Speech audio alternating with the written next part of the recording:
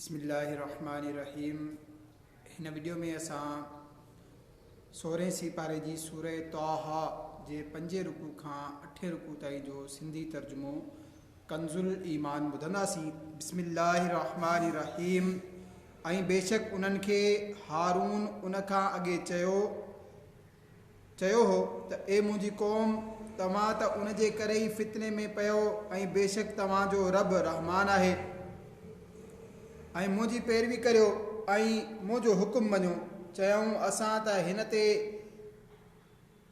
झोक हणी मज़बूती सां वेहंदासीं एसि ताईं जो असां वटि मूसा मोटी अचे। मूसा चयो, ए हारून, तोखे कहिड़ी ॻाल्हि रोकियो हो मुंहिंजे पुठियां अचण खां? जॾहिं तो हिननि खे गुमराह थींदे ॾिठो, पोइ छा तो मुंहिंजो हुकुम न मञियो? चयाईं, ए मुंहिंजा माउ ॼावल, मुंहिंजी ॾाढ़ी न पकड़ ऐं न मुंहिंजे मथे जा वार। मूंखे भउ थियो त मतां तूं चवीं त तो बनी इसराईल में ॾफेड़ विधो ऐं मुंहिंजी ॻाल्हि जो इंतज़ारु न कयई। मूसा चयो, हाणे तुंहिंजो कहिड़ो हाल आहे ए सामरी? चयाईं, मूं इहो ॾिठो जेको माण्हू न ॾिठो हो। पोइ हिकु मुठ भरे वरितमि मलाइक जे निशान वटां, पोइ उनखे फिटी कयमि ऐं मुंहिंजी दिलि खे ईअं ई चङो लॻो। चयाईं, तो फुट जो दुनिया जी ज़िंदगी में तोखे ही सज़ा आहे जो तूं चवंदो वरती त मूंखे हथ न लाए। ऐं बेशक तुंहिंजे वास्ते वाइदे जो हिकु वक़्तु आहे जेको तोखां न फिरंदो। ऐं पंहिंजे उन महबूद खे ॾिस जंहिंजे आॾो तूं सॼो ॾींहुं झोक हणी वेठो रहीं। कसम आहे, असां उनखे ज़रूरु साड़ींदासीं, पोइ ज़रा ज़रा करे दरिया में लोढ़ींदासीं। तव्हांजो महबूद त फ़क़ति अल्लाह ई आहे, जंहिंखां सवाइ कंहिंजी बंदगी न आहे। हर शइ खे उनजो इल्मु घेरींदड़ आहे। असां अहिड़ीअ तरह तव्हांजे साम्हूं अॻियूं ख़बरूं बयानु फ़रमाईंदा आहियूं ऐं असां पाण वटां तोखे हिकु ज़िक्र अता फ़रमायो जंहिं उन खां मुंहुं फेरियो, पोइ बेशक उहो क़यामत जे ॾींहुं हिकु बार खणंदो। उहे उन में हमेशह रहंदा ऐं उहो क़यामत जे ॾींहुं उन जे हक़ में कहिड़ो न बुरो वज़न हूंदो जंहिं ॾींहुं सूर फूकियो वेंदो। ऐं असां उन ॾींहुं ॾोहारियुनि खे उथारींदासीं, संदन अखियूं नीरियूं हूंदियूं। पाण में आहिस्ते आहिस्ते चवंदा त तव्हां दुनिया में न रहियो मगर 10 रातियूं। असां ख़ूब ॼाणूं था जो कुझु उहे चवंदा। जॾहिं त उन्हनि मां सभ खां बहितर राय रखंदड़ चवंदो त तव्हां फ़क़ति हिकिड़ो ई ॾींहुं रहिया हुयो ऐं तोखां जबलनि बाबति पुछनि था। तूं फरमाए, उन्हनि खे मुंहिंजो रब ज़रा ज़रा करे उॾाए छॾींदो, पोइ उनखे बराबरि पट करे रखंदो जो उन में का बि हेठाहीं ऐं मथाहीं ॾिसण में न ईंदी। उन ॾींहुं सॾींदड़ जे पुठियां डोड़ंदा, उन में ॾिंगाई न हूंदी ऐं समूरा आवाज़ रहमान जे हुज़ूर पस्त थी यानी दॿिजी रहिजी वेंदा। पोइ तूं न ॿुधंदे मगर तमामु होरियां आवाज़।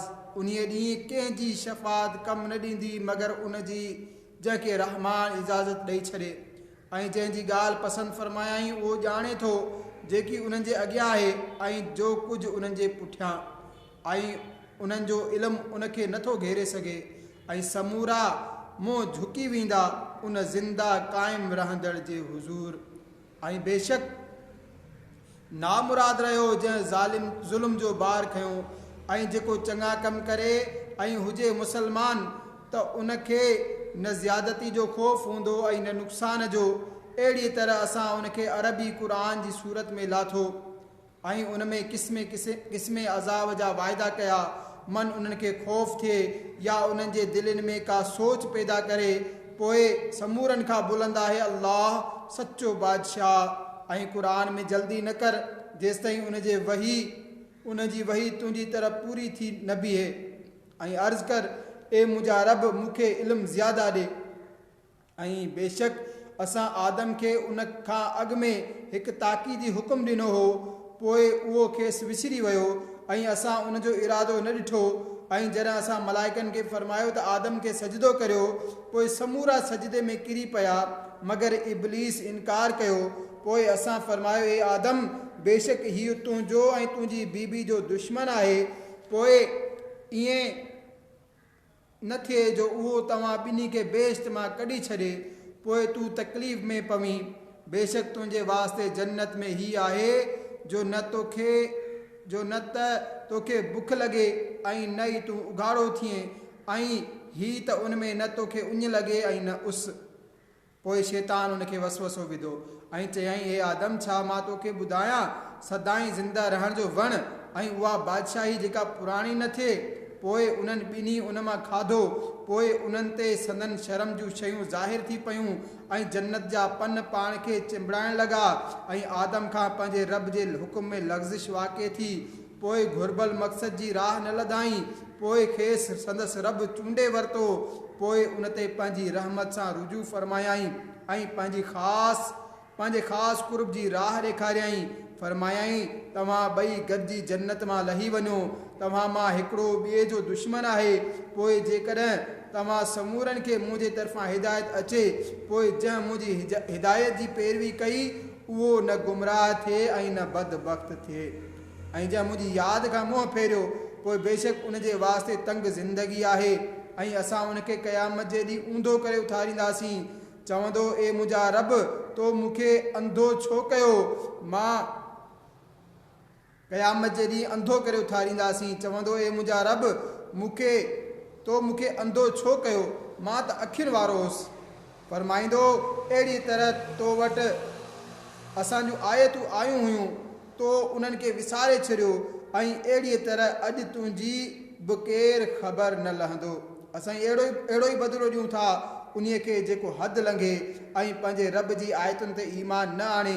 ऐं बेशक आख़िरत जो अज़ाब सभ खां सख़्तु ऐं सभ खां देर पा आहे। पोइ छा उन्हनि खे हिन ॻाल्हि खां हिदायत न थी जो असां उन्हनि खां अॻे केतिरियूं ई क़ौमूं हलाक करे छॾियूं, जो उहे उन्हनि जी रिहाइश जी जायुनि में घुमंदा फिरंदा आहिनि। बेशक उन में निशानियूं आहिनि अक़ल वारनि जे वास्ते। ऐं जेकर तुंहिंजे रब जी हिकु ॻाल्हि थियल न हुजे हा, ज़रूरु उन्हनि खे अज़ाब चिंबड़े हा। ऐं जेकर न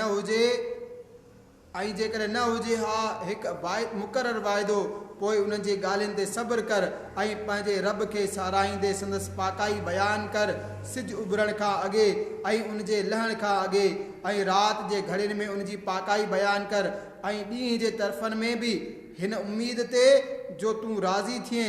ऐं उहे ॿुधंदड़ पंहिंजूं अखियूं न वधाए काफ़र जोड़नि जी तरफ़, जिन खे असां गुज़र सफ़र जे वास्ते ॾिनी आहे दुनिया जी ज़िंदगी जी ताज़गी, जो असां उन्हनि खे उन जे सबबु फितने में विझूं। ऐं तुंहिंजे रब जो रिज़्क़ सभ खां सुठो ऐं सभ खां देर पा आहे। ऐं पंहिंजे घर वारनि खे नमाज़ जो हुकुम ॾे ऐं पाण उन ते साबित रह। असां तोखां का रोज़ी नथा घुरूं, पाण असां तोखे रोज़ी ॾींदासीं, ऐं चङी पछाड़ी परहेज़गारी जे वास्ते आहे। ऐं काफ़िरनि चयो, ही पंहिंजे रब वटां का निशानी छो नथो आणे? ऐं छा उन्हनि खे उनजो बयानु न आयो जेको अॻियनि सहीफ़नि में आहे? ऐं जेकॾहिं असां उन्हनि खे कंहिं अज़ाब सां हलाक करे छॾियूं हा रसूल जे अचण खां अॻे, त ज़रूरु चवनि हा, ए असांजा रब, तो असांजी तरफ़ को रसूल छो न मोकिलियो जो असां तुंहिंजी आयतुनि ते हलूं हा, हिन खां अॻु में जो ज़लील ऐं ख्वार थियूं हा। तूं फरमाए, समूरा इंतज़ार करे रहिया आहिनि, पोइ तव्हां बि इंतज़ार करियो।